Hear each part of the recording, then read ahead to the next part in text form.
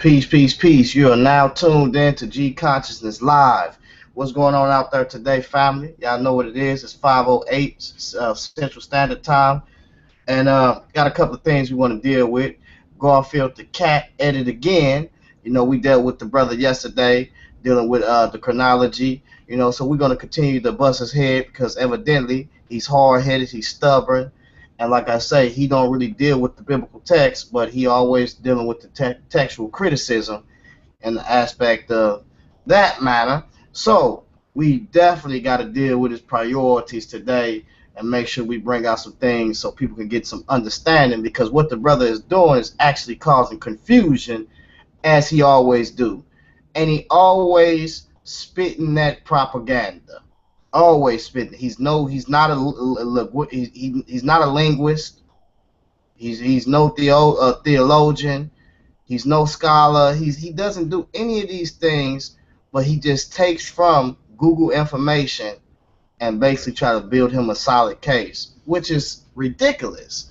He doesn't read the Bible, so he just get himself in all manner of trouble and run around with loose and a fast mouth. So when he run up on somebody, when he come up on me, then I had to smack him with the word a couple of times and put my son back in his place and in his perspective. So what we want to do is we definitely want to bring up some of that text that he had brought out earlier yesterday and just confound the folly. Just show the brother his folly, because he's very foolish. Like I say, anytime I have to leave doing what I'm doing to come over here and discipline this boy, then it's a problem. Because once I do come, then I'm gonna come full effect. So let me deal with some issues with this brother.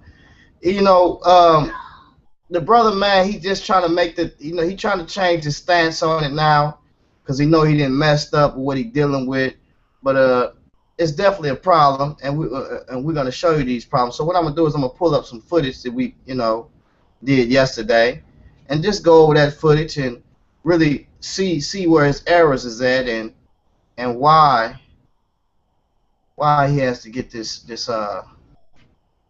spanking today. And another thing too, I see the little comments that you guys post on my page, the YouTube comments, and that's cool and all, but it's just starting to get to the point to where you're doing a lot of trolling, and you kind of sound like you're kind of crazy a little bit, because like me personally, I'm not really on nobody's page trolling their page, or consistently commenting on their page and saying negative things. You have to question yourself, just question your mindset. What type of man to say they grown, they sit back and just question, just comment on people's stuff and say negative stuff, and it's just kind of ridiculous, and it gets kind of old after a while. So you might want to rethink your position and just really start living your age and grow up a little bit. I think that's why in the black community, it's kind of hard for us to raise our children, because we don't mind our own, and we're so busy worried about what's going on with somebody else instead of our own household. So we need to be careful with that. Truth is truth. I don't care whether it come from whatever mouth it come, mule mouth. If it's truth, it's truth. And that's just bottom line. So if you don't like the truth and you still want to side with your brother, or you say that that's your brother because he doing a lot of wicked things, that's fine. That's on you. You can do that. But I choose not to do that. That's not how you live my life. You can't be screaming one part of time justice for blacks, but then again, when your brother do certain things and justice need to be brought to him, just because it's your brother, you don't seek that same justice. See, this is the logic of this people. This is foolish. So, I've been put away foolish logic back in the days, when we used to say free little so-and-so, and this brother then shot and killed somebody and murdered somebody, and we saying free him. But just because it's our family, and we say we love him, he shouldn't get what's just to him for killing little Bobby down the street over a pair of Jordans. See, this is the problem. The logic is foolish. So, with the little coon talk and all that, I don't really care nothing about that at all. That does not move me. That does not bother me. Because when we start looking at what a coon is, and we start looking at most of the people that say they're activists in the community, you wasn't active when you seen JoJo do that transaction right in front of your face. And matter of fact, when he sold that dub, you know what I'm saying? When he sold that bag, that dub bag, and you smoked it up with him, or you wasn't active when Lil JoJo went and jumped on Bobo down the street. But you want to get active when you see the police or white supremacy, well, I ain't gonna say all police is white supremacy, but we know that a lot of them is. But you want to get active when you see that white supremacy come in and they start dealing with our people in a way that's not mannerable. That the government should uphold themselves proper just as well, but they're not doing that. So then you want to get active then. So it's kind of weird, and I don't really like people around me like that. I never have like fake people around me. You know what I'm saying? I don't care if you black, whatever color you is. If you fake, just get from around me. This is keeping it real. I don't like people that agree with me all the time. If you agree with me all the time, then hey, look, you're not helping me out because I could be wrong, and I know I ain't right all the time. So hey, look, I want people around me to where I can be held accountable just as well. It's because iron sharpens iron. So, I don't really care what you guys think of me. Just to be honest, you know what I'm saying? But I know one thing. I know whatever I got or whatever I have, and if somebody needed it, if I got it, they won't be hungry. I know that matter. So it doesn't really matter to me what you think of me. That, like I say, anyhow. Yeah, so the brothers, man, when you do all that trolling and stuff like that, acting weird, that's just weird to me. Because, I think that if your kids probably seen that you was acting like that, they probably be like, well, daddy, you act like me. Mama, you act like me. So it gets kind of weird that people do that, because I don't do that. So why do you do that? That's kind of retarded. So let me continue on. Uh, um, a lot of people, and I'm gonna say this, a lot of people is going to basically, they're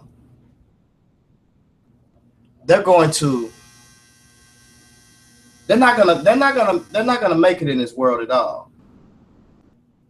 A lot of people is gonna experience a lot of things because what I see happening is that people are basically living according to the flesh. So I'm not really concerned about what people are saying because they fleshly beings anyways. They're not going to inherit the earth. They're unjust. So if you are unjust, why should you be given anything to inherit something? In other words, you don't know how to judge righteously between yourselves. If you did, we would be able to police our own communities. Why complain about something that you allow? In other words, if you can police your own communities, you would have been did it. But we can't do it. Why? Because not only do we take part in the foolishness that's among us, because that's what we do. We watch, and I was guilty of it too because I was cleaning up the block, sweeping up trash, and then selling drugs at the same time. So that's an oxymoron. So that's kind of retarded that I was doing that. And I did that in my time. So now that I'm older now, I realized that the same community where I was doing that, where I was doing those things at, and those children was there, I was endangering my community.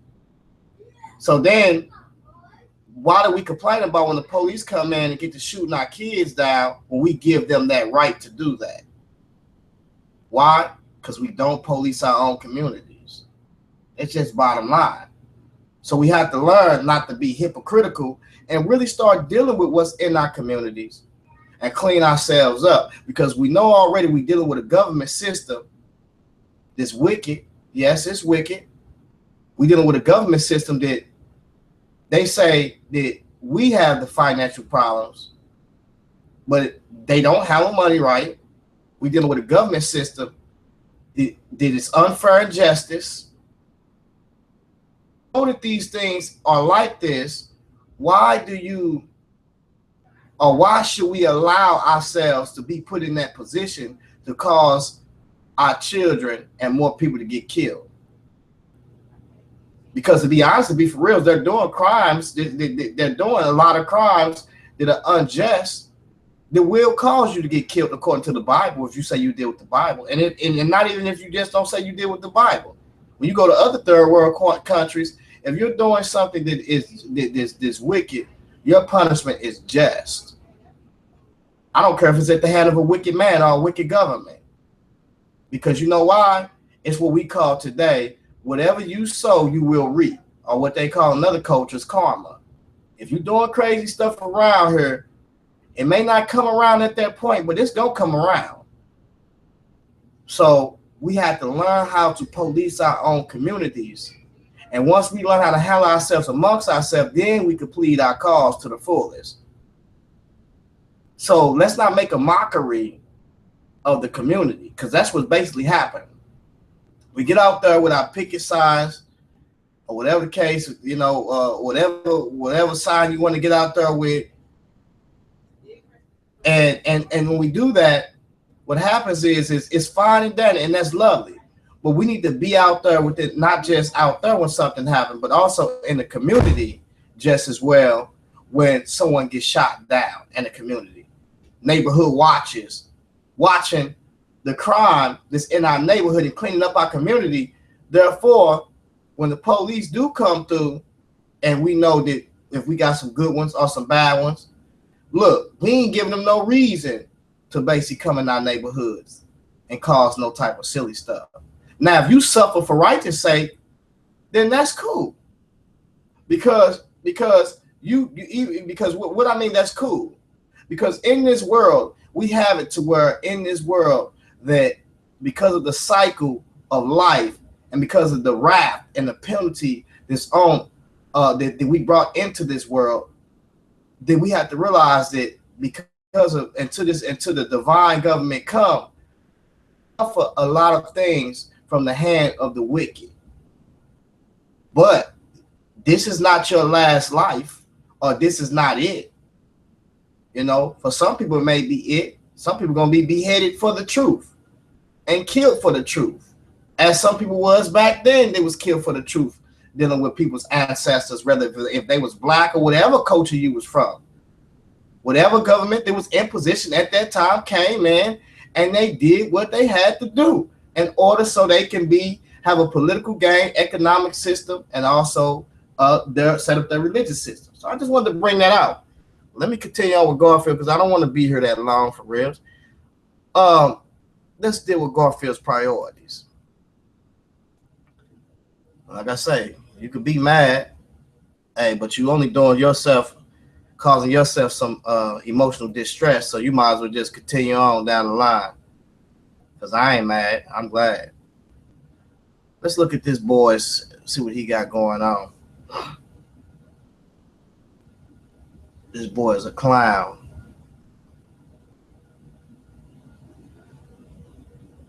Oh, yeah. Here we go. Right here. All right. Bring that up. Verse 10 and 13 is a contradiction because guess what? We know exactly when the invasion took place. It took place 701 BC. So 701 BC from 728 70 years. If he's from, and that's not 14 years. If it's 14 years from 728, you know you're coming down, it's going to be like 714 BC. But it's off by almost 13 years. So the Bible is contradicting itself because we know the historical event because it's documented by other people outside. Now this dude is so all right, and I hope I'm making it clear. This dude is. Somebody else came in the room, Jesus. I mean, not Jesus. 18. Carlos. Can you hear me, Carlos? Who is actually writing the text. But those who just hold the Bible as a holy text that doesn't have errors, maybe this YouTube is not for you. All right? Because I'm dealing with truth. I'm dealing with scholarship. All right? Okay. Hezekiah, Second Kings 18, verses 10. Look at what it says, ladies and gentlemen. And I want you guys to see this clearly. So let's deal with this. Let's go back here. Let's go back here. Let's follow him along. We're going to be here 30 minutes with him, 30 minutes probably. Oh, this thing moving slow today. Over at 690. All right. Let's look at the...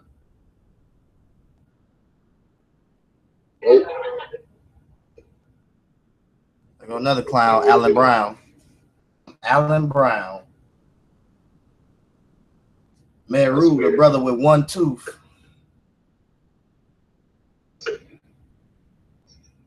you hear now? Press the button on the right with. Did you hear the music I was playing a while ago?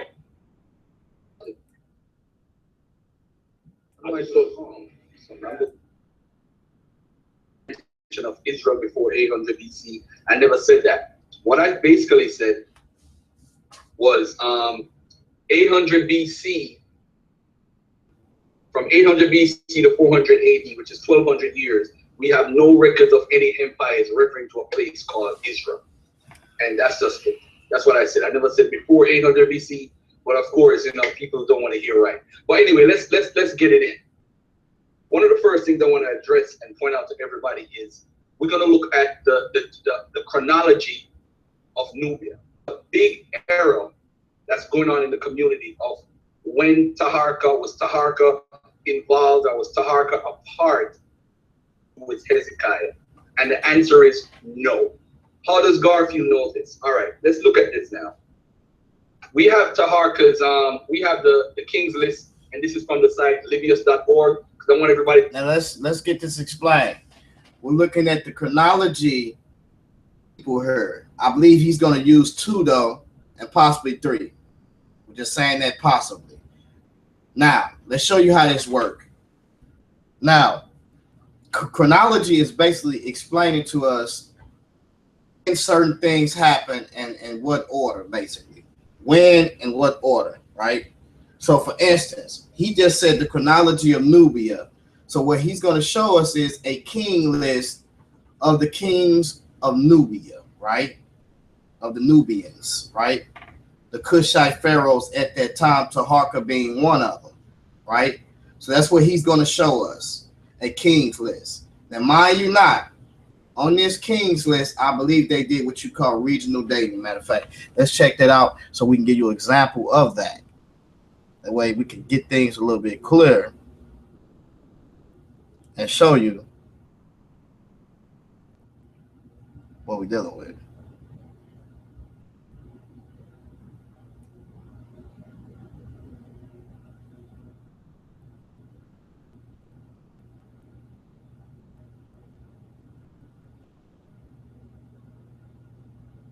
As a matter of fact, it's not actually called regional dating. I'm sorry.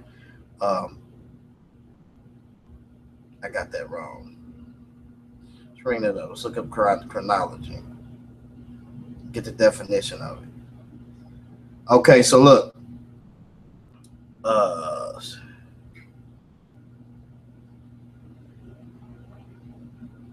Chronology, from the Latin chronologia, from ancient Greek, chronos, time, right?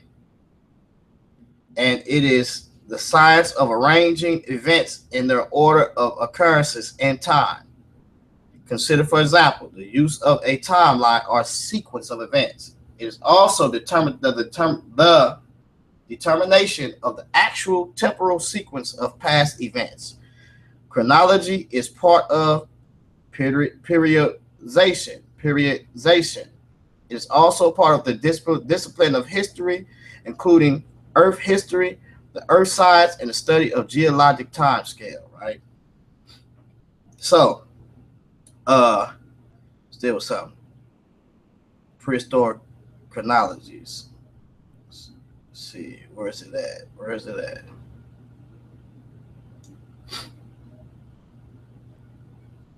Where is it at? Yeah, so okay, so let's look at an example of how a king will actually be dated during these times. Let's look at how they would date themselves on this time.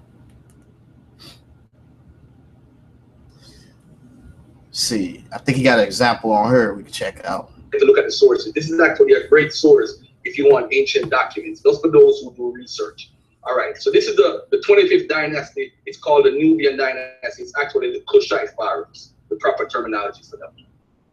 I ruled Shabako. Shabako is actually his uncle, Taharka's uncle. Now look at the time when Shabaka ruled. Shabaka ruled in 716, right? Shabaka's brother, Shabitko, ruled started in 701, and after him, Taharka took over at 690. All right, let's look at when the what do you call it now? Let's look at the Assyrian king list here. So we have the Assyrian king list. Again, I'm using livius.org for everybody at home. You just go to livius.org, punch in Assyrian king list. So you look at the king's list. If you look at the king's list, it says the Baha, son of Belbunani, ruled for 17 years, so forth. All right, so this is pretty much a king's list. And look at Shalmaneser the fifth, and then you come down further, get to Sar. Okay, so if you look at it right now what he's doing is, like we said, we're explaining chronology, right? So you have king lists. You have the Assyrian king list, which sets up their chronology. And what it is it's a order of kings, right? And they name how long they ruled, right? And their reign. So they're going to say that, for instance, we have this. It says 2nd 18 and 10. It says, and at the end, hold on, let's in 9. It says, and it came to pass in the 4th year of King Hezekiah, which was the 7th year of Hoshea, right? So it talks about their reign years and also how long they live. Now, this example just talk about their reign and also the reign of another king that was the northern king in Israel. And basically what it does is it says what year they came into reign and also how long did they reign. So when you see the kings list in Nubia, you might see who was the successor, who was the successor, and who was the before them, right? The predecessor, however you say it. So you might see the time, how long they reigned, and also once again who reigned after them, right? Who reigned after them, and possibly when they died. But you never see a date like 721 and 705 BC. You're never going to see that. That's not how they dated. Remember, after Christ died, we invented a new dating system. And that new dating system consisted of the BC dates, because we use that to basically go back on our time and create or interpret the past, the historical events through this way of time scale or chronology. Also, it also deals with not just that. Also, as we've seen, it deals with fossils, which they say the geologic column, that's another story, and it also deals with how can I say it? The strata. I mean, that's the geologic column, but it deals with pottery and those type of things. The Iron Age, these Bronze Age, all of these ages that we see, Stone Age. These are how you build a chronology, and what happens is we find evidence within certain areas, so we put them in a certain frame, a certain chronology that we actually built after Christ died. So we built this dating system. So whenever you look at these dates, he just showed us the Nubian, right? He spoke about the Nubian, and when you look at the Nubians, it's never going to have, once again, no 721 BC on there. That's not how they dated. That didn't exist to them, right? They didn't date the way we dated.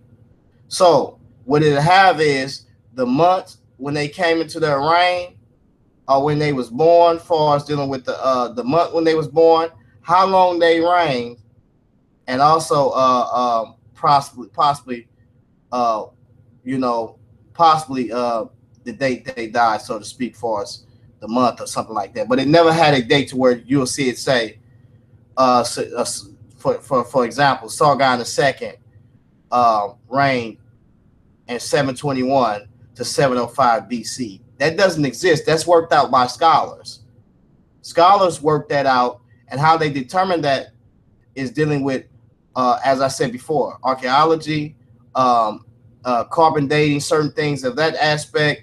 Also, when you look at the geologic time scale, you know, those type of things that they date, you know, whether if it's tree ringing, whatever is in that area at that time, the surrounding fossils, paleontology, anthropology,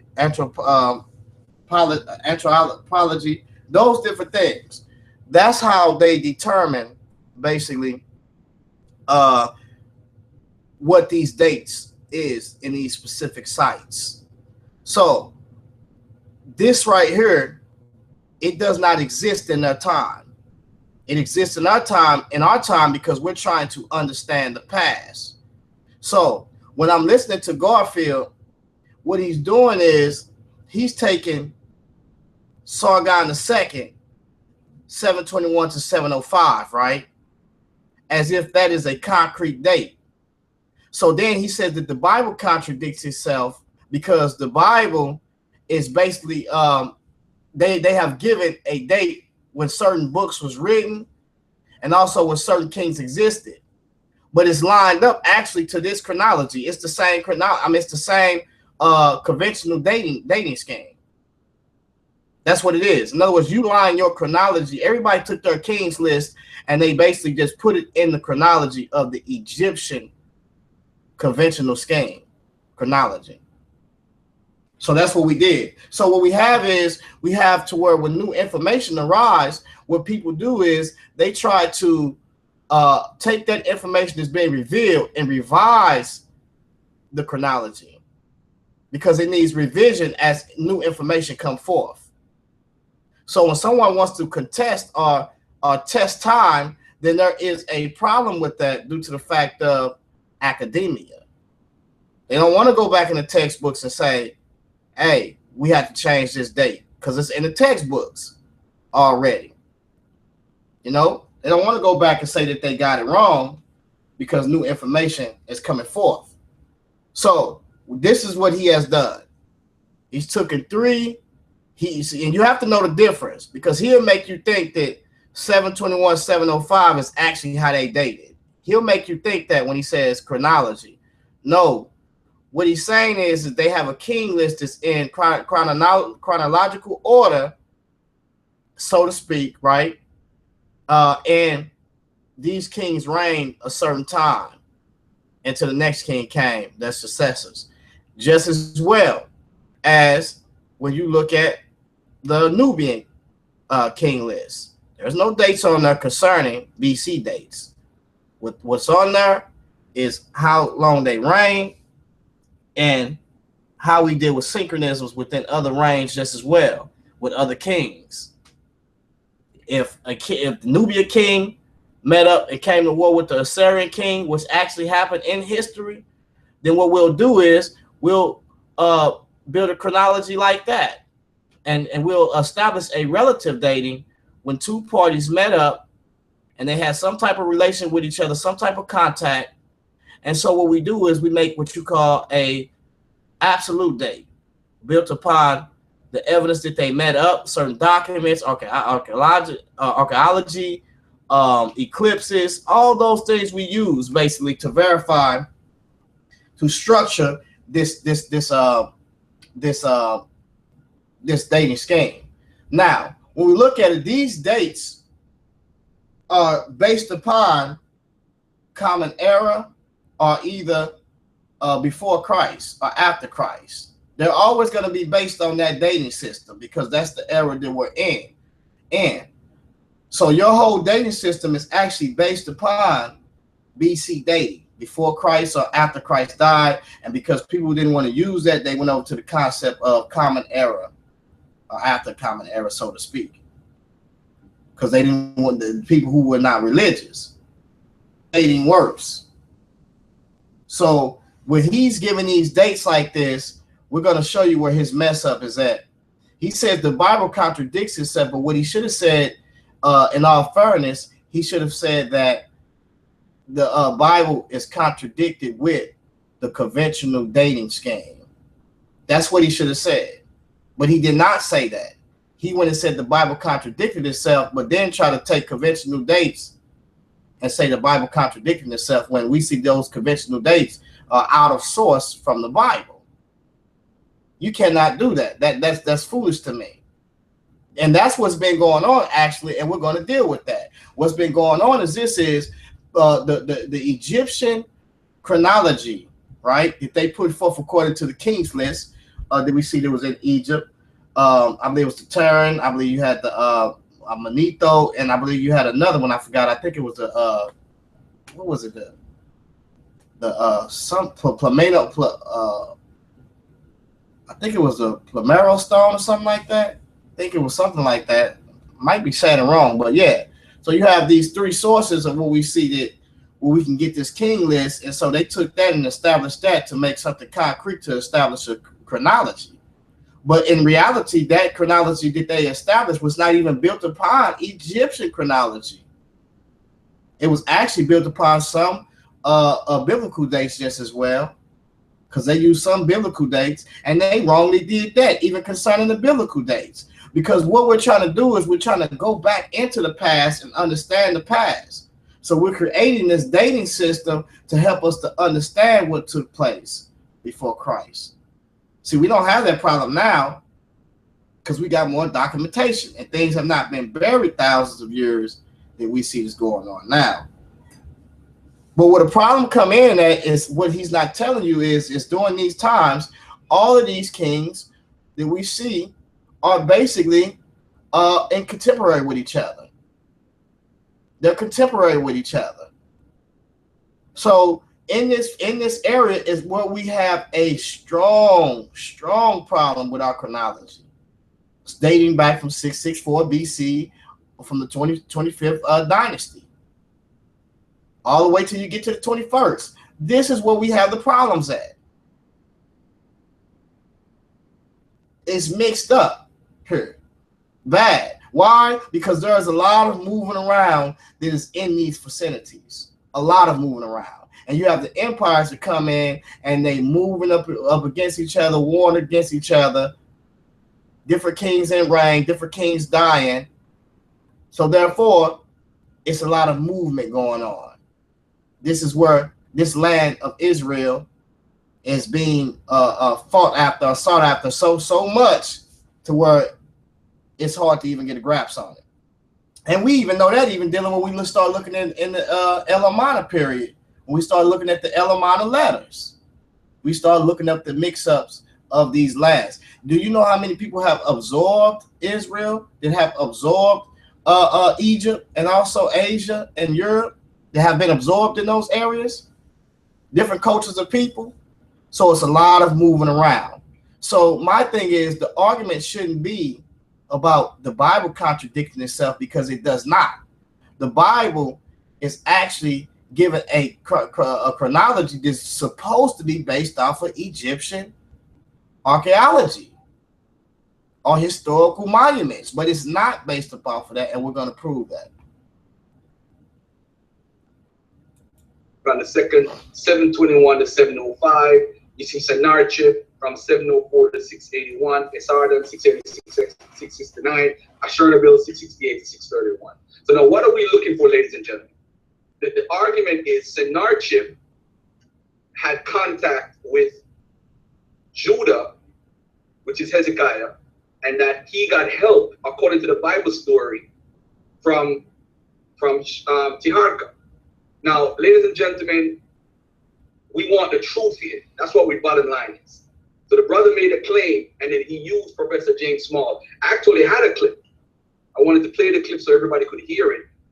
You know, he's going to go after James Small and so forth. And James Small is kind of like, you know, because of Ann Collin, Rudolph Windsor, Pseudo. I was going to play and show that. Well, I don't know why he brought James Small as a witness when he was lambasting him the other night. It didn't make sense to me. All right. So, I don't need all these videos then. Since nothing is playing, I don't need all these videos. Because I was going to show the videos of what he's saying and just make a comparison. So he made a claim that they didn't work together in Sennacherib and so forth.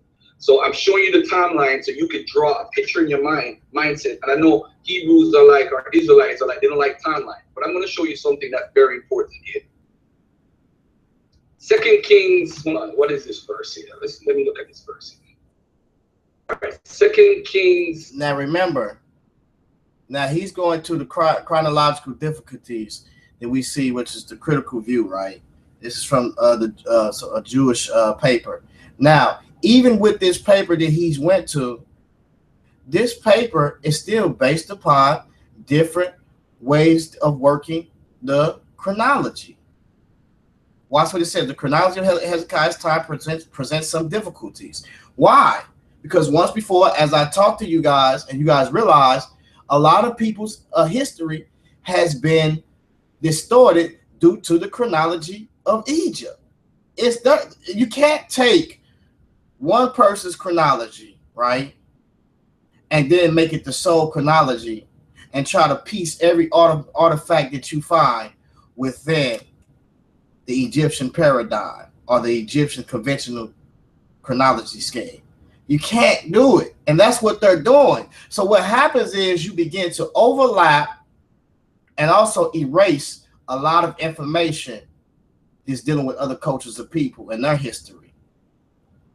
So then even when you deal with the relative dating, when you got two of these parties meeting up with each other, and we can confirm an absolute date from a relative date, then that helps. Or we can look at certain eclipses that you can trace back of dealing with astronomy, astronomical dating. We could trace these things back to when these individuals was in contemporary with each other, but that's not the case here. This is where we have the problem at. So look, the chronology of Hezekiah time presents some difficulties. The years of his reign have been variously given as 727, 696 BC, 724, 696 BC, 728, 697 BC. Why is this happening? This is happening because what happens is you have different scholars or different theologians, and they come together and they try to conform basically to the Egyptian chronology. They try to conform because it's the sole chronology that we have out here. This is what everybody use. This is what everybody have to conform to this, if anything else, so to speak. It says, while the modern critics was Wilson, Hassan, Campusen, Meyer, Stad have 714 to 689 basically for Hezekiah, right? Now, this is where the problem come in at. The biblical data are conflicting. 2 Kings, right, 18, 10 assigns the fall of Samaria to the 6th year of Hezekiah. This would make 728 the year of his accession, right? So look, this is what we have here, right? So let's look at, this is going to be according to, let's see, 714. He died. Okay, yeah, so they got different 715 to 686. Okay, this chronology has, this is up on the Edwin, and this is up on the Wikipedia on where they have his chronology. So let's look up under his according to this one, he has 714 to 689, right? So So that I'm gonna show you where the problem poses, where the problem come in at. All right. So we see that. Matter of fact, let's let him see what he's saying. That way you can see. 18. All right, we have 2 Kings 18 here, and I'm going to blow it up so folks can look at YouTube land but see this. This is how people make an error in dealing with history. When you're combining history and theology, it's hard if you only know the Bible history. If you know both, you can understand and see the errors by the person who is actually writing the text. But those who just hold the Bible as a holy text that doesn't have errors, I don't know what to say to you. Maybe this YouTube is not for you. All right, because I'm dealing with truth. I'm dealing with scholarship. All right, okay. Hezekiah, Second Kings 18 verses 10. Look at what it says, ladies and gentlemen, and I want you guys to see this clearly. Verse 10. Can you guys see this? Alan, can you guys see this clearly? Yeah, I see it. I see it. All right, so let me let it bigger anyway. All right, 2 Kings 18 verses 10. It says, at the end of 3 years, the Assyrians took it. So Samaria was captured in Hezekiah's 6th year. So this is telling us when he started to rule in Judah. The standardized time period for this event happening, 722. So 6 years before. Okay, so you see, here's the problem. He said the standardized time is 722, right? So in 722, we see that, let's get this correct. In 722, we see that Shalmaneser, matter of fact, I'm sorry, let me jump back out in. We see that, where is it at? We see, and it came to pass in the 4th year of King Hezekiah, which was the 7th year of Hoshea, son of Eli, king of Israel, that Shalmaneser, king of Assyria, came up against Samaria and besieged it. This happened 722, right? So it says, and at the end of 3 years, they took it, even in the 6th year of Hezekiah, that is the 9th year of Hoshea, king of Assyria, Samaria was taken, right? So, so when we jump down to 13, right, this is where the problem come in at. It says, now in the 14th year of King Hezekiah, did Sennacherib, king of Assyria, come up against all the fenced cities of Judah and took them. So now he says in the 14th year. Now, what Garfield did was he took the chronology 722, right? Right? That's what he did, 722.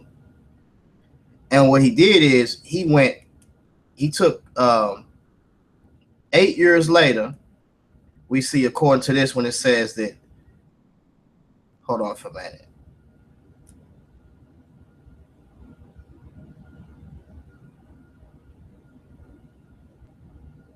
Okay, so let's show you what he did. Show you what he did. 8 years later, from when we did with the 14th year of Hezekiah, what should be 722, right? It should be 714. I'm sorry. So it's going to jump from 722 to 714, according to when we look at the reign of the 14th year of Hezekiah. Now we see up here that what took place up here that was the 6th year of Hezekiah. That is in the 9th year of the king of Israel, Samaria was taken. So in the Hezekiah's 6th year was Samaria taken, right? In his 6th year, right? Samaria was taken, right? So then it says later on, as we see that in his 14th year, which would be 8 years later, we see that now in the 14th year of King Hezekiah, did Sennacherib, king of Assyria, come up against all the fenced cities of Judah. So now that he took 8 years later, he took them Israel, the northern portion, 8 years before, in the 6th year of Hezekiah. So then he comes forth into Judah in Hezekiah's 14th year. Now, Hezekiah's 6th year was, according to the conventional Egyptian chronology, is 7 722, as we said before. 722, then we see that this happened. So then when we jump down and we go 8 years later, then it becomes 714, right? So we deal with the 714. So then this is the problem that he had, because what he's saying is this, and matter of fact, we'll let him finish. So where y'all can get the picture and see. Before that would be 728. So that's the first era in finding out what time period did Hezekiah rule. Look at what the Bible said though, because the Bible actually contradicts itself. It says, at the end of 3 years, the Assyrians took it. So Samaria was captured in Hezekiah's 6th year. So this is telling us when he started to rule in Judah. The standardized time period for this event happening is actually 722. So 6 years before that would be 728. So that's the first era in finding out what time period did Hezekiah rule. Look at what the Bible said though, because the Bible actually contradicts itself three chapters later. Look at this now. Verse 13, in the 14th year of King Hezekiah's reign, Sennacherib, king of Assyria, attacked all the fortified cities of Judah and captured them. So now, in the 14th year of his reign, this time period is what has scholars in a conundrum, because this is a contradiction. At verse 10 and 13 is a contradiction, because guess what? We know exactly when the invasion took place. It took place 701 BC. So 701 BC from 728, that's almost 27 years. If he's from, and that's not 14 years. If it's 14 years from 728, you know you're coming down, it's going to be like 714 BC. But it's off by almost 13 years. So the Bible is contradicting itself. See, now he said the Bible is contradicting itself according to basically the conventional time scale. That's what he's saying. Now he's taking biblical history or biblical text, and he's saying that it's contradicting itself, when in reality the other text that he's taking is the chronology. So we see that the chronology and the chronology that we see this in dealing with the biblical text is not built upon as we see how they do their chronology. In other words, you would have 722 when Shalmaneser and in what's called 6th year came up against Assyria and he took it. You wouldn't have that going on. And let me see what he got with his so with the 701. Let's jump back a little bit. You wouldn't have that because that's not how they date it. They don't date like that. You'll never see a king's list that's in the Bible that's telling you that in 721 or 722, the year of 722 is when Israel was taken. They never said that. The first thing they said is in King Hezekiah's 4th year, in his 4th year reign, which was the 7th year of Hoshea, son of Eliah, king of Israel. That's how they dated. I don't see no 728, 722 there. So where did he get that from? And even with that, I didn't see that not only on this list, show me that on the Nubian list, and also show me that on the Assyrian list. And he can't show you that. We're going to have to start really just dealing with the chronology that they laid forth to show you that the problem lies within the chronology. And that is an outer source of the biblical text.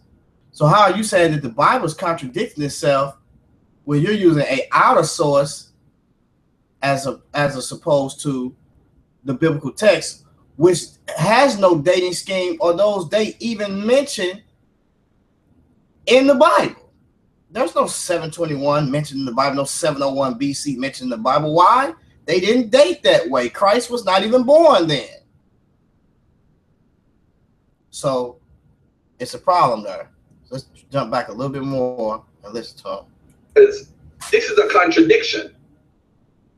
13 is a contradiction, because guess what? We know exactly when the invasion took place. It took place 701 BC. So 701 BC from 728, that's almost 27 years. If he's from, and that's not 14 years. If it's 14 years from 728, you know you're coming down, it's going to be like 714 BC. But it's off by almost 13 years. So the Bible is contradicting itself, because we know the historical event, because it's documented by other people outside as evidence. All right, and I hope I'm making it clear. All right, mute your mic, guys. I hope you guys are. Now, if you notice, he used, once again, he used the Egyptian chronology to basically say that the Bible is contradicting itself. That's retarded. Like, if nobody didn't catch that, I caught it. How are you using Egyptian chronology, which is an outside source, and say that the Bible is contradicting itself?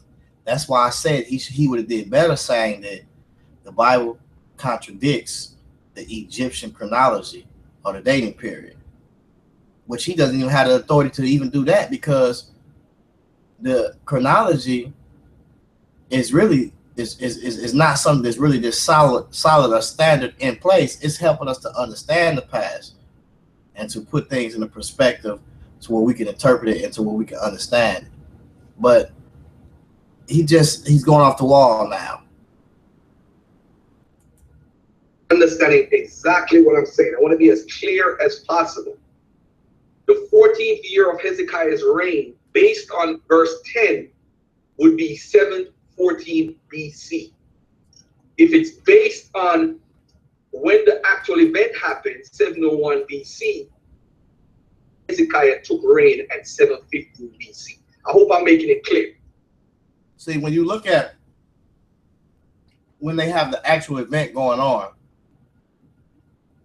the actual event is at 701 when you look at it on Wikipedia, when Shalmaneser, king of Assyria, marched against Samaria. That's what he's saying the actual event is, 701, right? So then what he does is he looks at the king Hezekiah's 4th year, which was in the 7th year of Hosea, and he looks at that and he gets the dates that they gave those things confused. But in reality, that never came with the Bible in the first place. That never came with the Bible. So we're going to show you where the errors came in at, to show everybody that the errors came in due to the first error due to Champollion, which translated to the Rosetta Stone. He's the one that brought the big problem that we see now today. Why? Because when they was building the chronology, what they did was they looked for evidence within Israel, evidence within Africa or Egypt, and also within Assyria, so they can build what you call a relative. They can build a chronology by way of relative dating. So they look for synchronisms, right? But Champollion, when he came to the walls of Karnak, and we know that the Bible says that Israel has a history with Egypt, right, and with Assyria, and with the Hittites that's up in the north. So we know that. So what he did was he took a Shishak. See, we knew about Necho already. We knew about when Necho came forth and battled at Carchemish. That was standard. That was in history. We knew about that, and we also knew about when the Assyrians sacked Thebes too, because that was in the Bible, right? We knew about that. So the thing where it came at is that the Bible up on the Solomon's son, which I believe was Rehoboam, came forth a king to come in and plunder Jerusalem, and his name was Shoshank the First. His name was Shishak. His name was Shishak, right? So when Champollion went down to Karnak to translate some things on the wall, he seen that on the cartouches or on the chest plates of the slaves that supposedly Judah the king was there. The translation was Yud Hamalak. Well, he thought that Judah was king, was on that, or Judah the kingdom was on that cartouche of the slave that you see Ramesses or Seti the First or either Merenptah, because at that time the Merenptah stela just as well matched up with the Karnak wall, because the poem was actually a reflection of the wall of Karnak, of the campaigns of Seti the First, Ramesses the Second, and Merenptah stela, right? And Frank Yoko, what he did was when he went down to Karnak and he started to look at the walls, he started to realize that the walls actually line up with the poem, the Merenptah stela poem. And on the wall, you get the visual of what the poem is saying, basically, of what took place. So we have on there the Stela of Israel, they call it, the Israel Stela.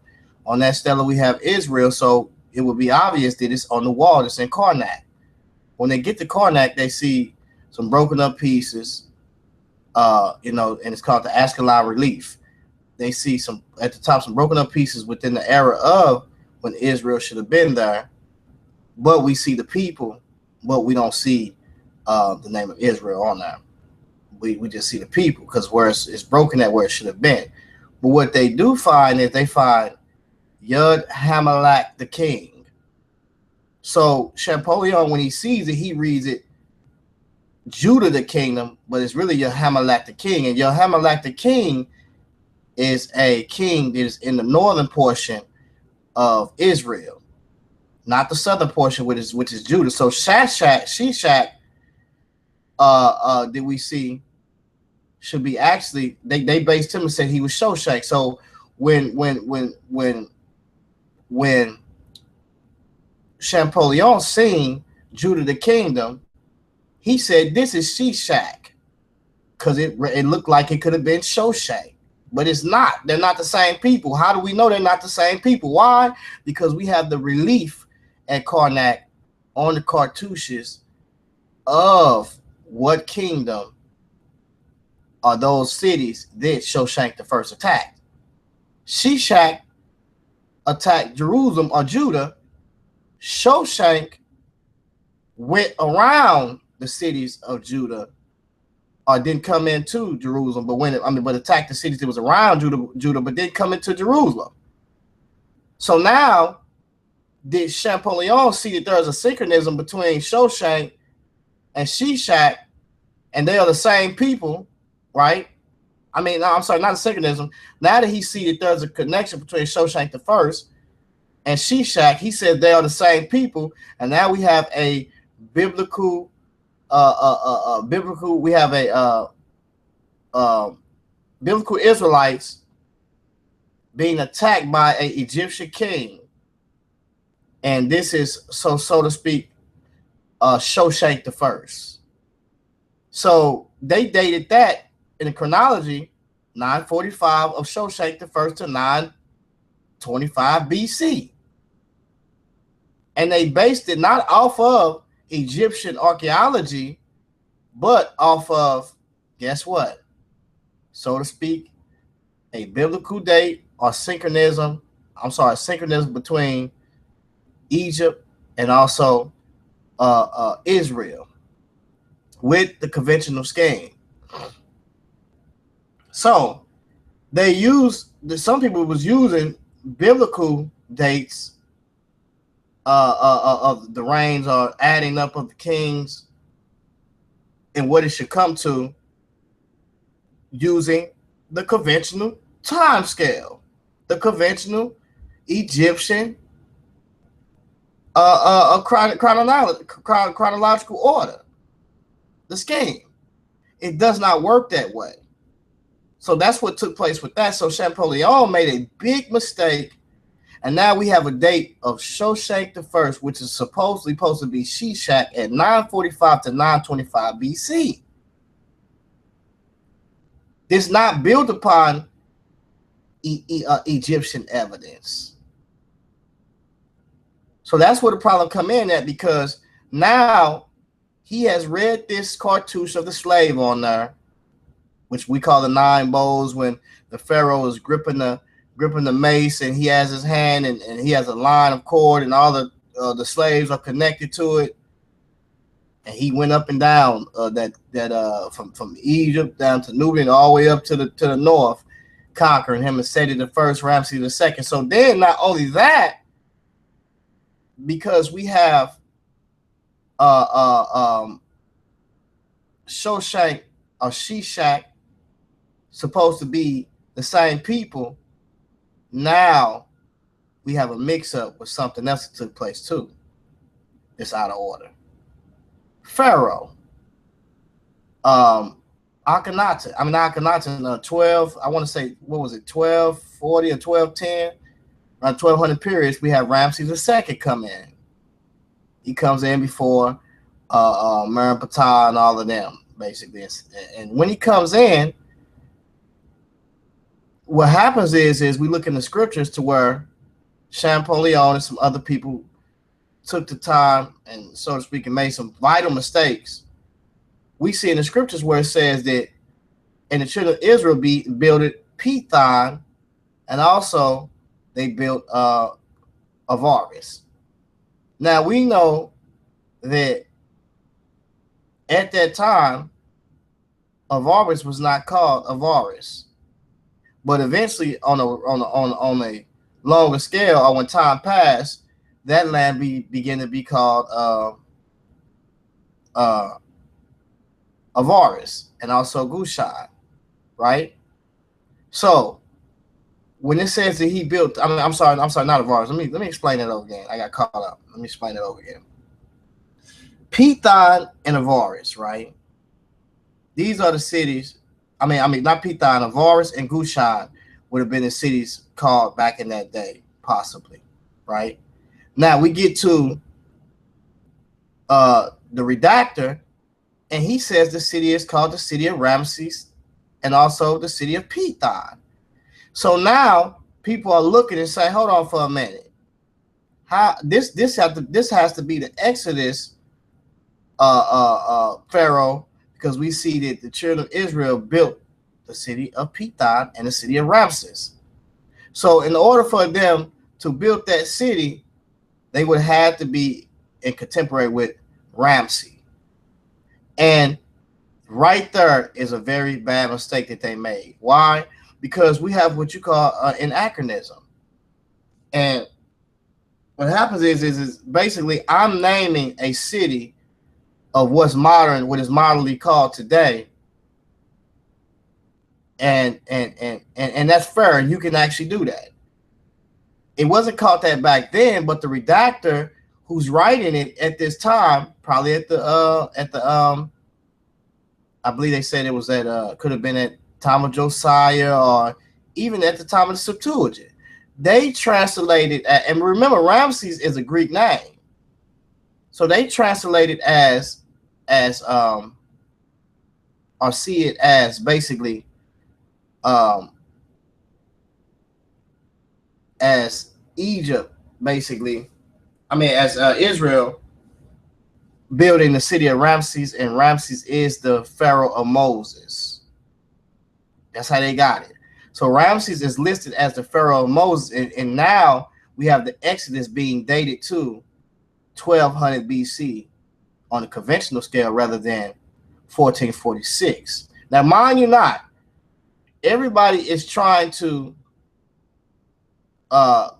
conform to this scheme that they set up on the conventional scheme of the Egyptian chronology. Every culture of people are trying to conform to this, or they're trying to conform every culture of people to this time scale. And it just doesn't work. It's too many problems. And to be honest, the chronological order is more clear within the Assyrian and other cultures, and the Hittites and other cultures of people, than when you see Egypt. It's like they're that's where the problem come in at. So Champollion made those mistakes early on, which now we see that it has caused a problem big time. Because now we got people that was dated contemporaries at the same time, but now it's out of order now, as we see in the Hezekiah event. And it's not, and it's not like these people were not contemporaries. They're definitely contemporaries with each other when we look at it. But somehow, some way, because of the conventional Egyptian dating scheme, it has pushed things out of boundaries for like 15, 16 years. And even with that shouldn't even be nothing to argue because those dates are not even solid. So why is Garfield arguing that out of a stance of ignorance and stupidity? That's what it has to be. So that's the whole thing of the matter of it is just really trying to understand what the past is revealing to us as we continue to dig within this earth.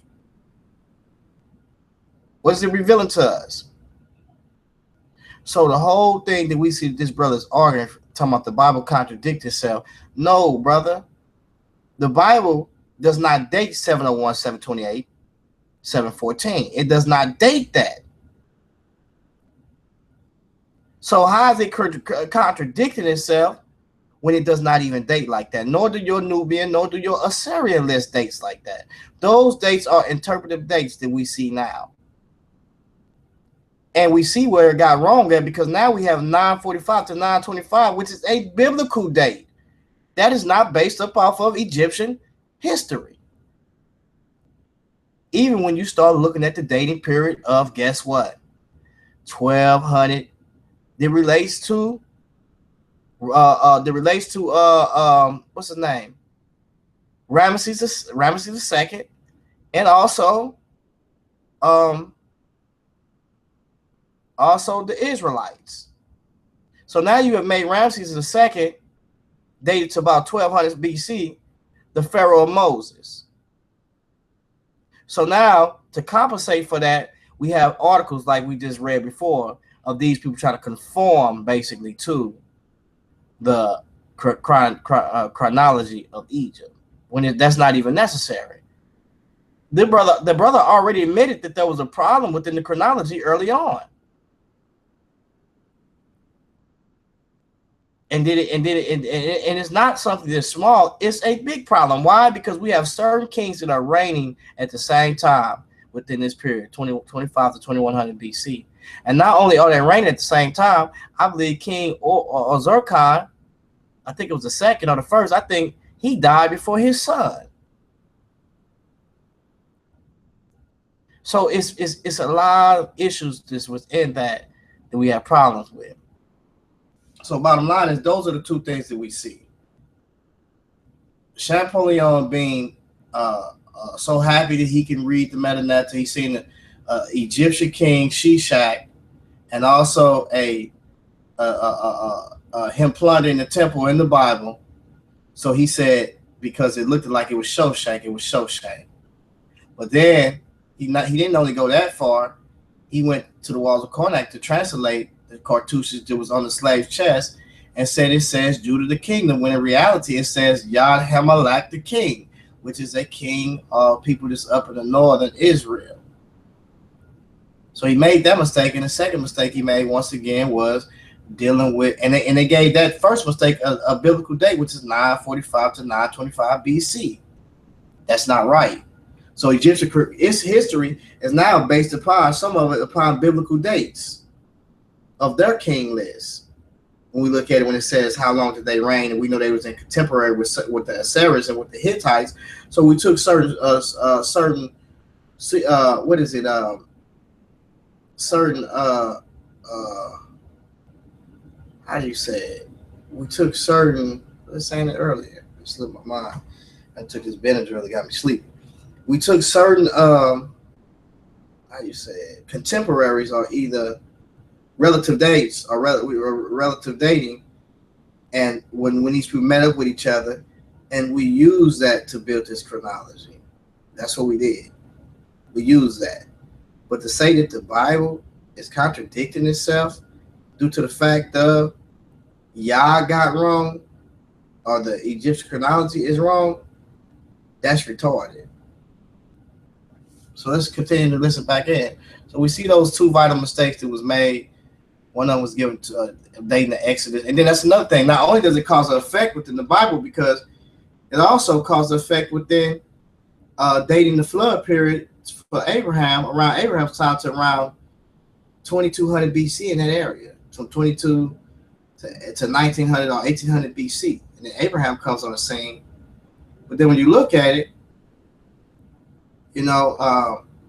it causes a lot of issues, because now after that we have the pyramids that's being built in 2600 BC.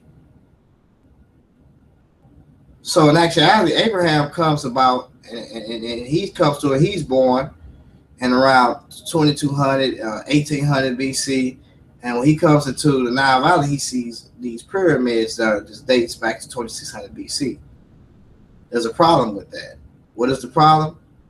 It's the event, because the flood is dated to around 2200. So how is the pyramids still standing if they dated to 2600 during the time of Khufu?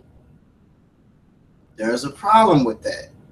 And it seems to me that the problem is basically the chronology of Egypt. And we can prove that, because they did not use official evidence to build a chronology, these scholars. So that's the whole issue, y'all. I mean, it's not really that hard. So let's listen to what else he said. So to find out if there's any connection with what you call it, with Hezekiah, you would have to now look at the chronology. Now look at this now. This is from JewishEncyclopedia.com. People might say, Garfield, why are you using Jewish Encyclopedia? Because it's Jewish Encyclopedia. This is a believer's website of the Torah. Whether they're white or black is irrelevant. Now look at what they're saying now, the chronological difficulties. The chronology of Hezekiah's time presents some difficulties. The years of his reign have been variously given as 727 to 696, 724 to 696, 728 to 697, while the modern critics say from 714 to 689. The biblical data are conflicting. 2 Kings 18:10 assigns the fall of Samaria to the 6th year of Hezekiah. This would make 728 the year of his ascension. But verse 13 of the same chapter states that Sennacherib invaded Judah in the 14th year of Hezekiah. The inscriptions leave no doubt that this invasion took place in 701, which would fix 715 as Hezekiah's initial year. Now let me read this to you, because I just caught this. It says the cuneiform inscription have no doubt that this invasion took place in 701.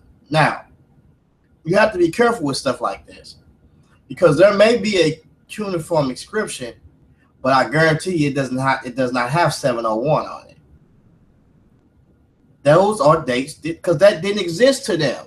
So when we see the cuneiform inscription, have no doubt that the invasion took place. So we know that the invasion of Sennacherib took place on Judah.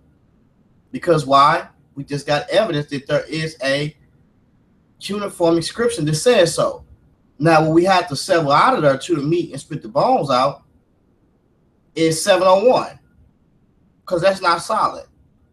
But even though, let's say, for instance, we accept that, there is still no way that you can prove that these people did not meet up since they was contemporaries, because your dates that you're given 701 and 715 and 714 is not solid dates. So even though we see that these articles are saying that there is a problem, yes, there is difficulties with it, because they're trying to line their chronology up, they're trying to line their history up with Egyptian evidence. No, that's not how you do that. You build biblical evidence, grab the artifacts, go build you some Egyptian evidence and some Assyrian evidence, and you take it and you put it together and you look at it and see what the contemporaries took place at and where these people met up at one time. And then you build your chronology that way. Relative dating leads to absolute dating of what we can interpret the past with. But this is not what happened at all. So we see this is not what happened. So, you know, bottom line is this: is nobody can get past the 945 to 25. It's not it's not a Egyptian in the Egyptian. It's not an Egyptian date. That wasn't based off of Egyptian evidence, but after, guess what? The biblical date. And what's the biblical date dated after? The Egyptian chronology. So it's really weird. It's like it goes back and forth, but it's weird that you see it, that's happening. So it says, which will fix 715 in Hezekiah's initial year. The count of his illness, no doubt that the invasion took place in 701. I'm sorry. So 701, it took place. 715 will be Hezekiah's initial year. Let's go on and see what he's saying. So just understand that 701 would not be on those cuneiform inscriptions. That's not how they dated. The account of his illness seems to confirm this latter date. He reigned for 29 years. So now, which one do you guys want to go with? Since it's your book, do you want to go to 728? All right. The next issue now is my brother Taharka. Taharka didn't start to rule. And yeah, I'm sorry, I've been giving y'all the wrong date, 722, as opposed to 701 and then 728. Because this is where we get off to the 722, as you said, we're dealing with Taharka. Now watch how they dated. Until 690, like 690, 688. We have different dates and so forth from different people. All right? So Taharka ruled from 690. Now, if I'm correct, look at this list over here. There is no times on these. These are just dynasties, right? Family dynasties, basically. There's no time on these. So that's another thing we got to look at. So that's a problem. So then he says he dates this king Taharka at 690, 664 BC.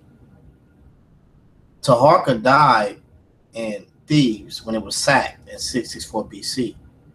So we can work back from 664 BC according to what they gave us, and see was he a contemporary of Hezekiah and what took place. But to say that the Bible is contradicting itself due to a outer source is kind of retarded. It can't be, because you have to look at the Bible if it's contradicting itself and build your case where this contradiction is at, solely within the Bible, because it contradicts itself, right? Now, if you said it contradicted the Egyptian chronology, then yeah, I mean, we can have an argument about that. But your argument is pretty vague right now. So let's go. 28 date is correct. That means him and Taharka couldn't have any connection. People say, but he could have been the general before. No, ladies and gentlemen, we have to know the tradition and the history before we make a claim. And the claim that he made, that Shabaka, we look at the king's list, the king's list of the 25 dynasty, you see that Shabiko ruled before him, who was Shabaka. Now you see he's putting up the king list, and you got 701, 690. So this poses a problem. His brother. So he ruled in the time of Sennacherib, and Shabiko was the general. So the argument that people like to say, maybe the general, but guess what? Taharka was 20 years old when he was king, which was actually 688. So at 708, by the time it's 701, he would be 7 years old. So let me ask my brother Zion Lex, would you allow your 7-year-old to be the general of an army? I know about stories in the Bible about 8-year-olds being king and all that stuff. But which 8-year-old are you going to fear leading an army? I want you to picture that in a modern day sense and an ancient day sense. It makes actually no sense. All right? So now we know that Taharka could not have been the general because his uncle, Shabiko, was the general. So now there's no connection to this war that they had, or the beef, or when they attacked them. When they attacked They were protecting. This is what's going on here, ladies and gentlemen. Let me look at the dictionary of battles. That the dictionary of battles. This is the dictionary of battles and sieges A to E by Tony Jakes. Look at this. In 700 BC Assyrian wars, when Hezekiah of Judah refused to pay tribute to Assyria, Sennacherib led a large force which routed the Judean and his Egyptian allies. Now, his Egyptian allies, ladies and gentlemen, and I'm going to go to this, his Egyptian allies was actually the Cushites. The Cushites merged with the Egyptians, and they were assisting those places called El Ketran. You could look it up, El Teke, right here, El Teke. And let me make this a little bigger so people outside could read it and see it properly. There's a place called El Teke and Ekron. Right. Those places, Egypt helped them out. They act. I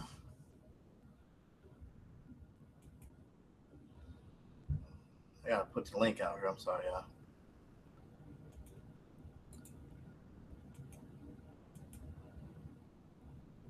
Put the link out here.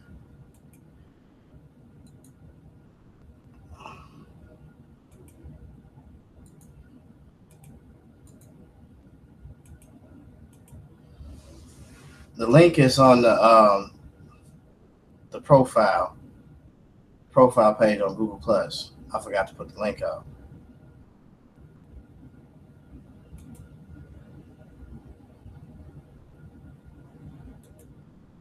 All right, so the link is out.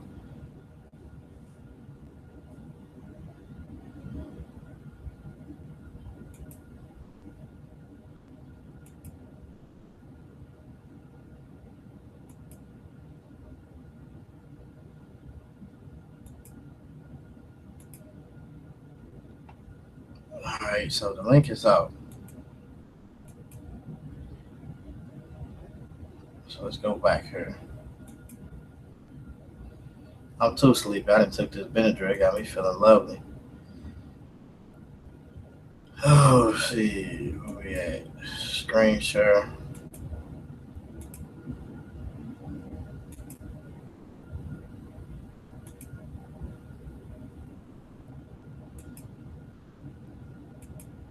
Egypt for help, and they gave them help. So now, one thing we have to wonder about Hezekiah, ladies and gentlemen, this is key.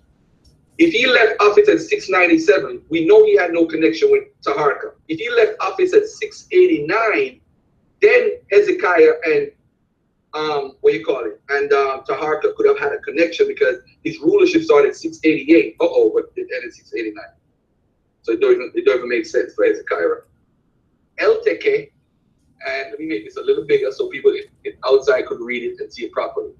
There's a place called El Teke and Ekron. Those places, Egypt had them and helped them out. They asked Egypt for help, and they gave them help. So now, one thing we have to wonder about Hezekiah, ladies and gentlemen, this is key. If he left office at 697, we know he had no connection with Taharka. If he left office at 689, then Hezekiah and Taharka could have had a connection because his rulership started at 688. But it ended 689. So it don't even make sense for Hezekiah right now. It don't even make sense. But with that said, we know that it was Shibatku and his uncle and his brother were the ones who were fighting for the Cushites. Taharka is not in the picture. So when I say Taharka and Hezekiah don't have a relationship, that's meaning that this war that they had when they were, look at what it says right here. 701 BC, the Neo-Assyrian king Sennacherib fought a battle against an anti-Assyrian coalition of Philistine city-states and their allies at El Teke, probably located north of the city of Ashdod. The coalition was supported by Egyptian and Cushite forces dispatched by the Cushite ruler Shebitku. You know that, Shebitku, not Taharka. As a response to Philistia's plea for help, an inscription of Sennacherib describes the encounter as follows.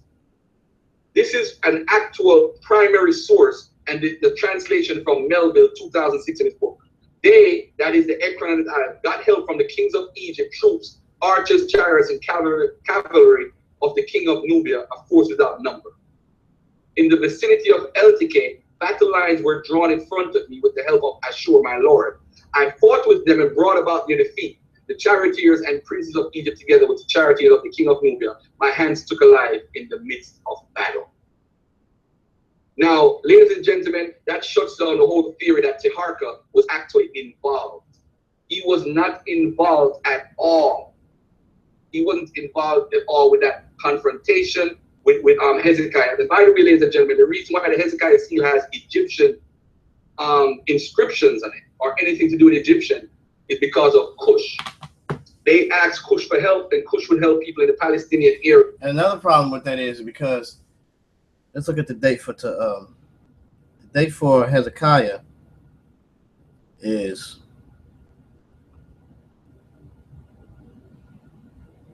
his date. I believe I want to say 739 BC to 687 BC. So 739 BC to 687 BC. Let's look at Taharka's and see what his is.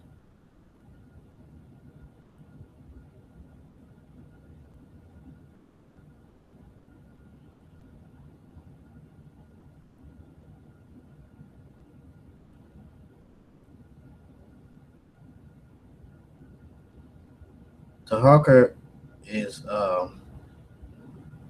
his date is his reign. It never gave his born date. His date is 690 to 664, the 25th dynasty. The problem this is where the problem come in at the 25th dynasty down to the 21st dynasty. So we have 690 to 664. So what he's saying is according to the chronology that Hezekiah would have never either seen Taharka because his born date is 739 and he died 787. So he died 3 years before Taharka came. Well, I wouldn't say that. No, we can't say that because Taharka went into reign around 790 BC to 664 BC. So what he's saying is that at that time point, when Taharka, so that couldn't. So it's basically the chronology. Once again, it's the chronology that we see that has a problem with the biblical text. The biblical text ain't contradicting itself. It interprets the information differently from how he's interpreting it. So we got 687 BC to 664 BC. I'm sorry. Look it up one more time.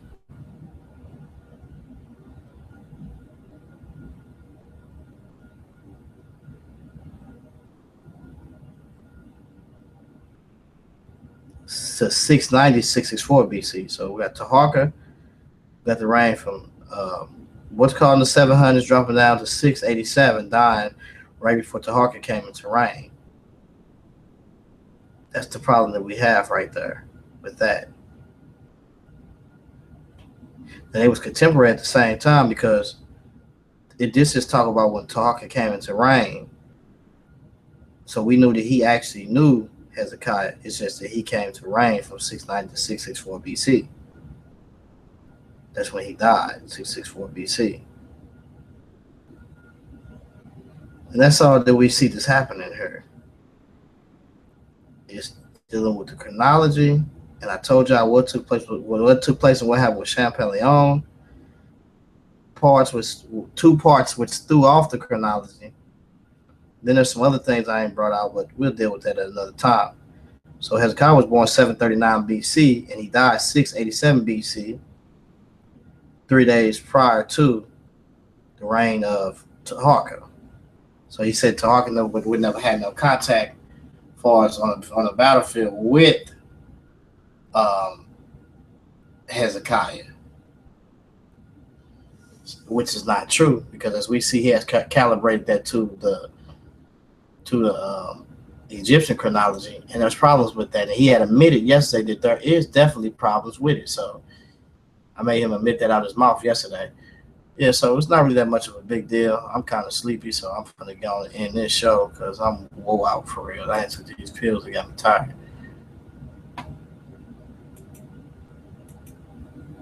Shit. Yeah, so I mean, it's not that difficult, man. Like, it's not that difficult, you know.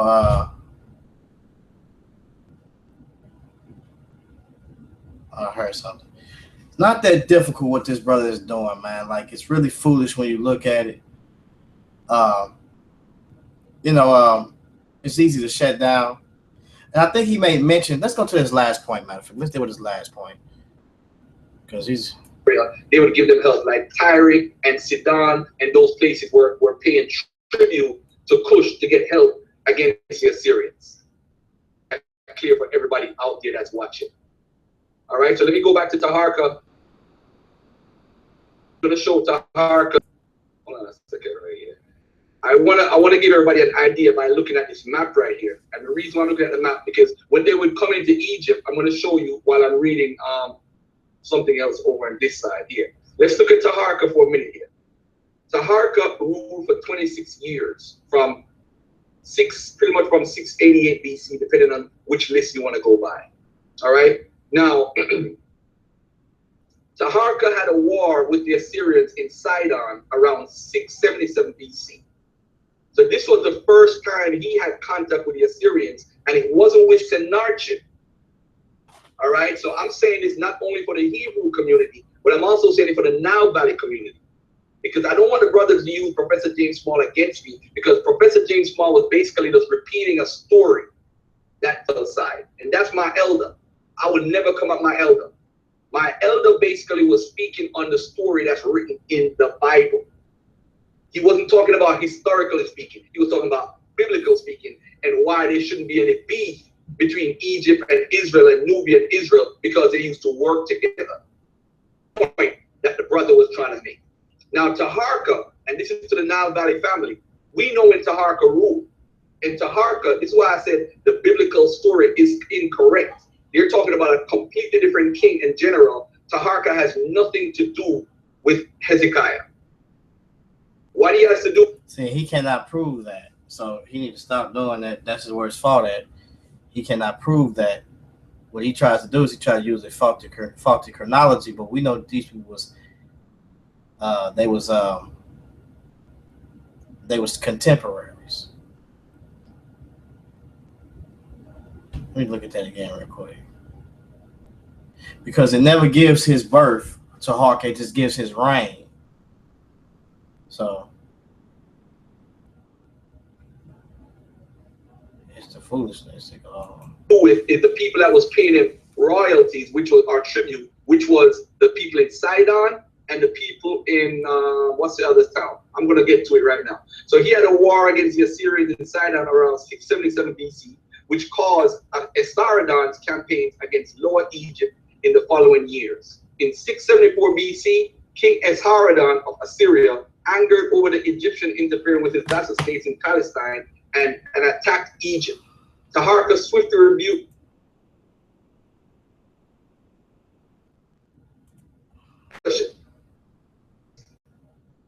Smalls and wanted me to respond to the brother James Small. But it wasn't about me talking against James Small. I'm just saying that James Small was talking about. He was talking about the here we go. This is what book is this? This is Isaiah, right? Isaiah 37. This is why you know you got to play with it. You can't take the concepts at all 100%. Isaiah 37 verses. Look at what your Bible says. One day, while he was worshiping in the temple of his god Nisroch, his sons Adramelech and Sharezer killed him with the sword, and they escaped to the land of Ararat, and Esarhaddon his son succeeded him as king.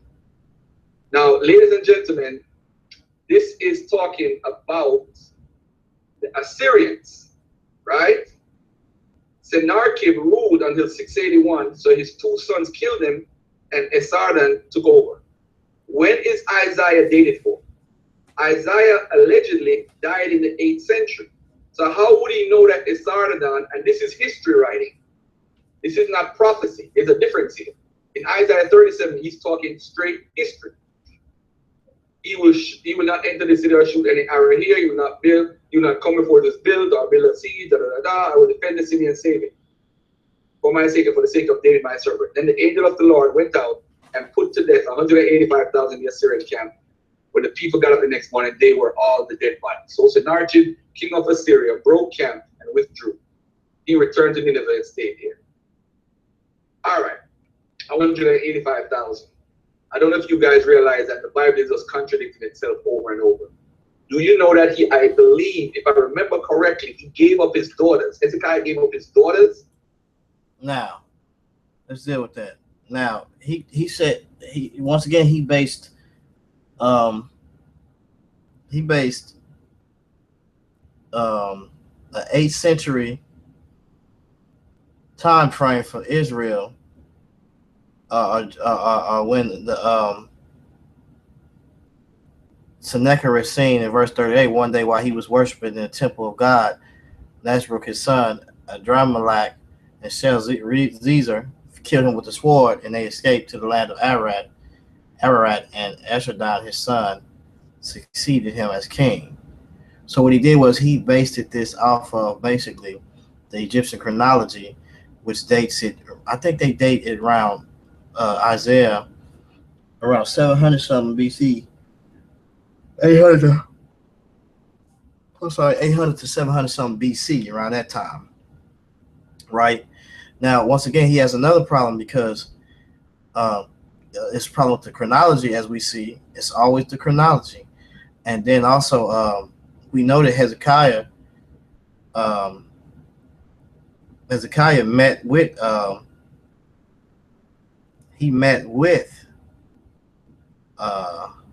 what's his name? He met with Isaiah, matter of fact. So he says the book of Isaiah is written to about 800 to 700 BC, but he met with him. And let's prove that.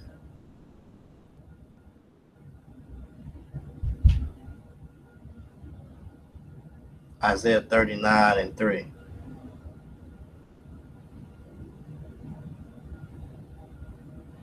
Matter of fact, he was all the way with Hezekiah up until his 14th year, I believe.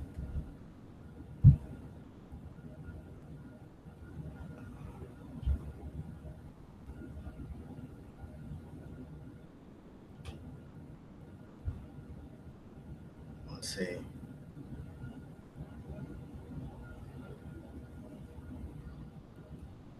Let's see. Isaiah 38 and 3. I'm sorry. Isaiah 39 and 3.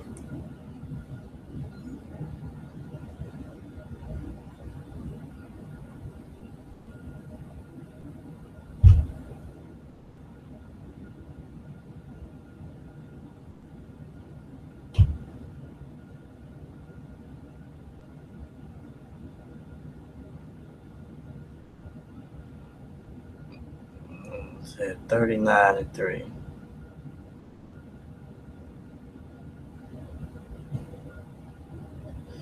All right, so it says, then came Isaiah to the prophet unto King Hezekiah and said unto him, what said these men?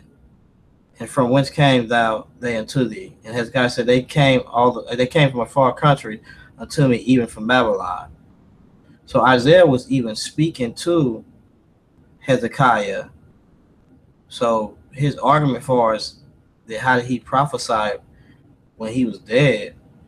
It shouldn't really be an argument right there, because we see that Isaiah, we can prove that Isaiah was speaking to him all the way up until